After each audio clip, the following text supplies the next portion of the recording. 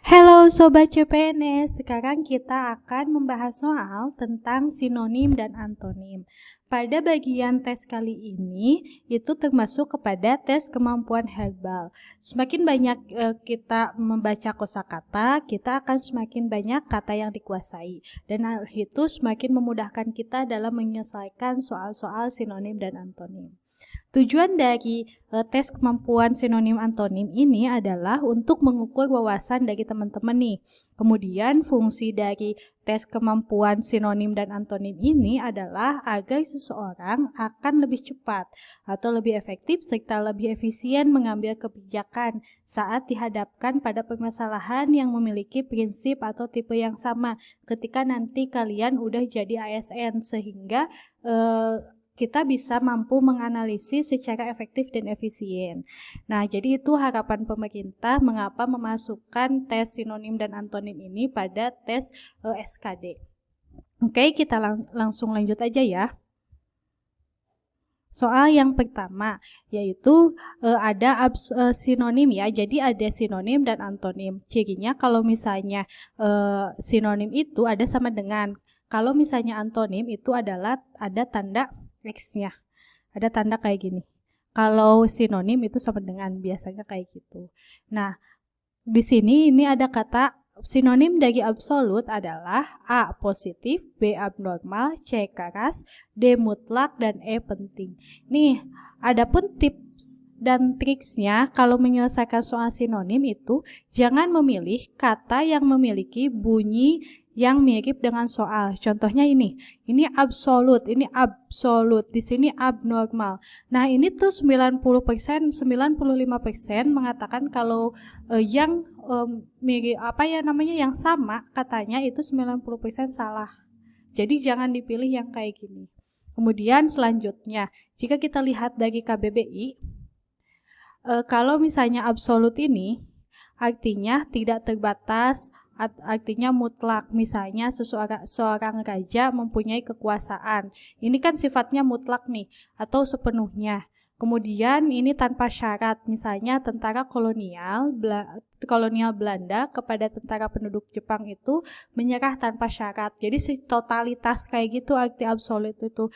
Makanya di sini jika kita langsung ke pilihan nih, positif salah ya, karena nggak nyambung. Terus keras juga belum tentu keras tapi tidak mutlak, atau misalnya menyerah tanpa ada embel-embel gitu.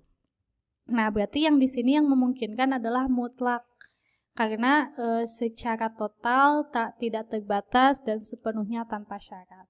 Berarti jawabannya adalah D. Selanjutnya.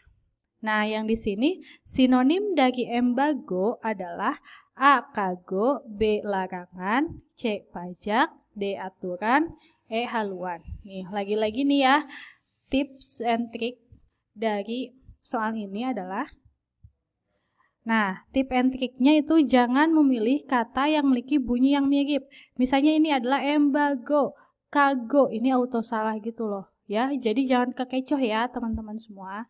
Nah, berdasarkan KBBI, embargo itu memiliki arti penyitaan sementara terhadap kapal asing.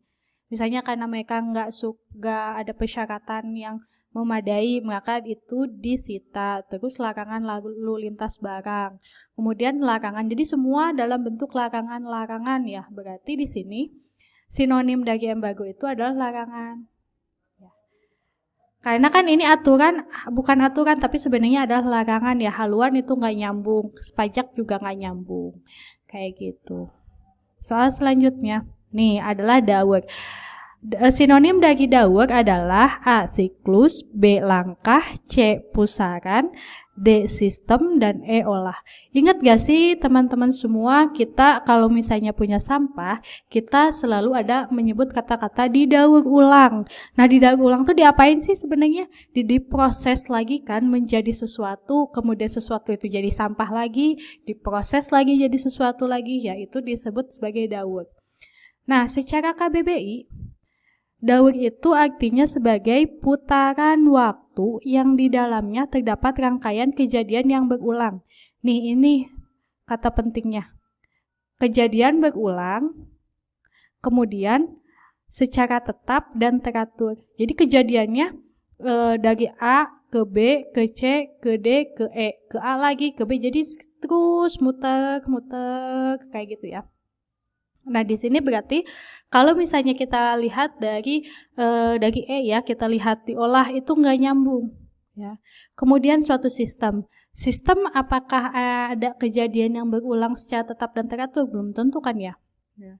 Kalau pusaran juga adalah lingkaran. Kalau misalnya menurut KBBI itu ada lingkaran yang di tengah-tengah kepala yang bentuk bulat. Tapi bentuk bulat belum tentu berulang, belum tentu secara tetap dan teratur kejadian berulang-berulang. Ya.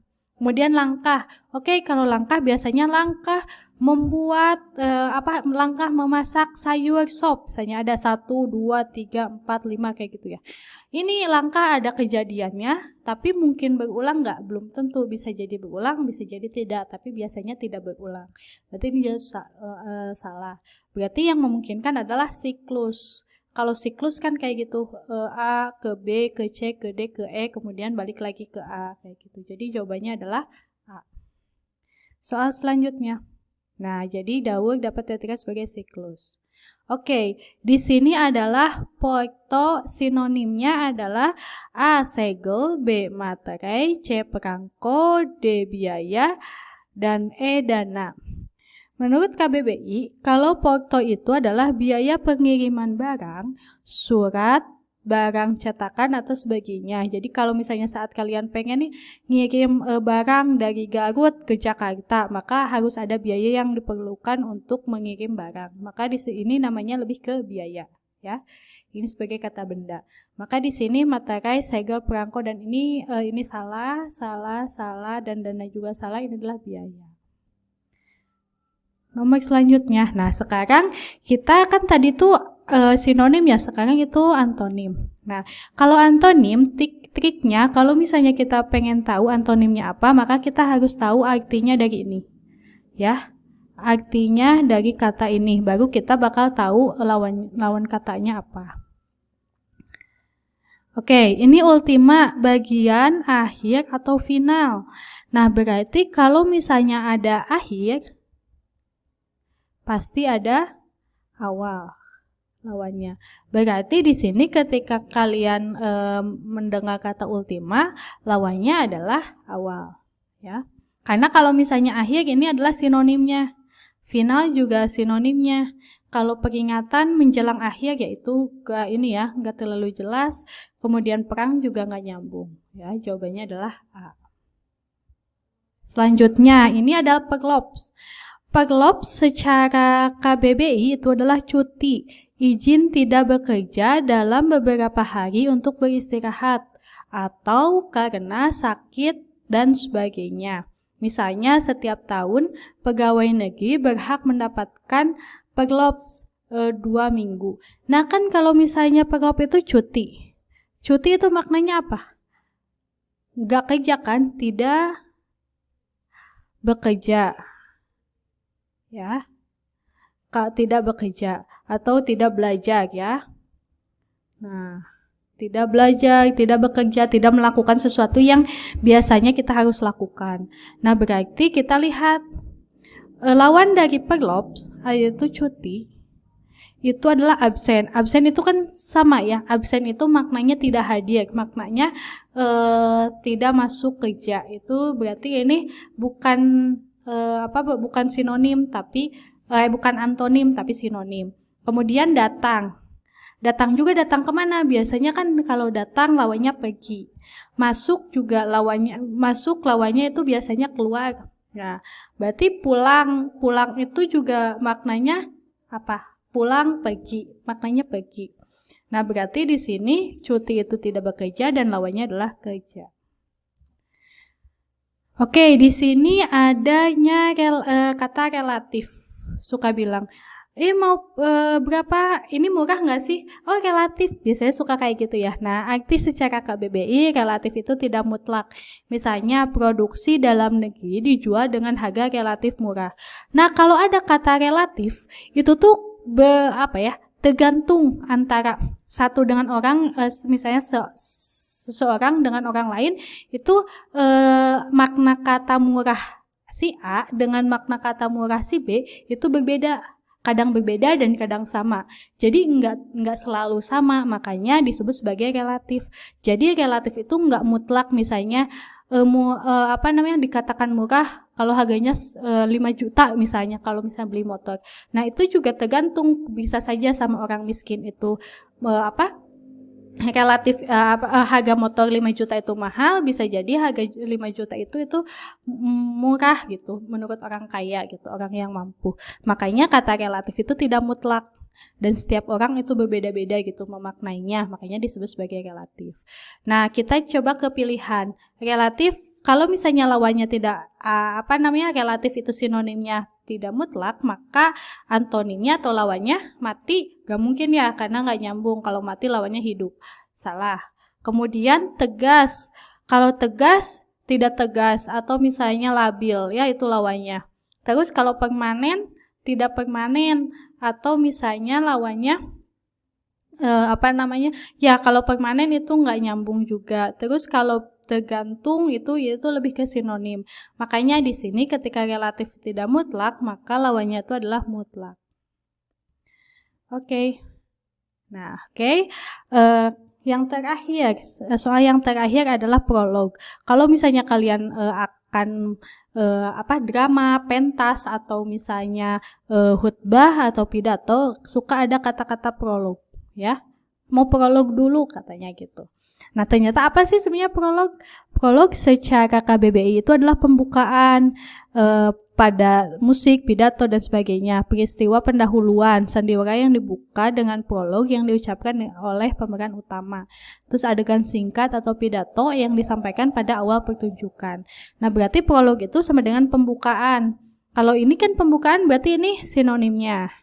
Kalau misalnya penutup, berarti kan tadi pembukaan berarti penutup, berarti benar, berarti yang ini.